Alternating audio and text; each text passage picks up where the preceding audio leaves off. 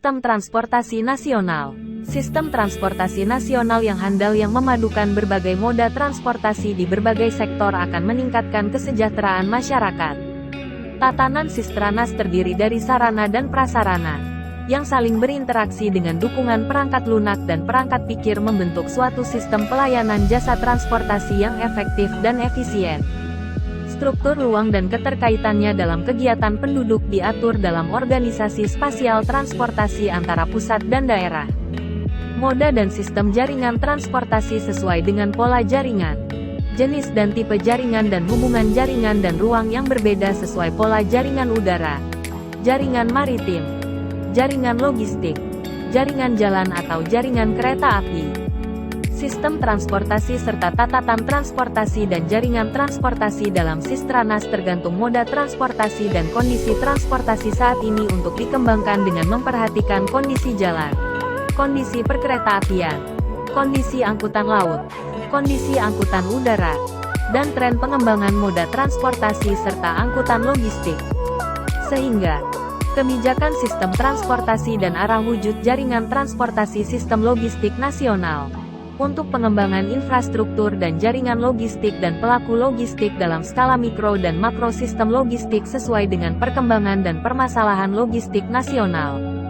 Keterpaduan antar moda akan menciptakan iklim yang kondusif bagi pemerintah pusat, pemerintah provinsi dan pemerintah kabupaten atau kota dalam memadukan sistem transportasi yang bersifat nasional, wilayah dan lokal serta prioritas pendanaannya.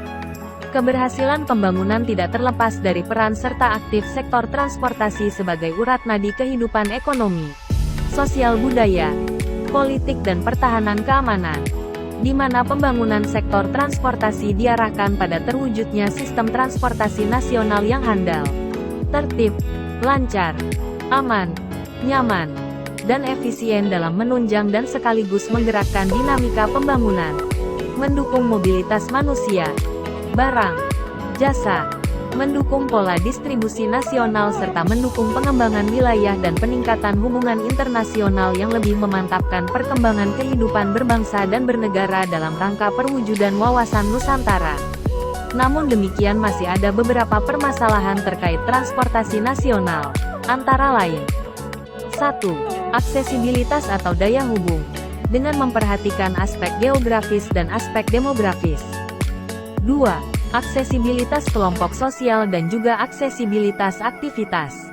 3. Pengembangan wilayah, orientasi jasa distribusi secara geografis. 4.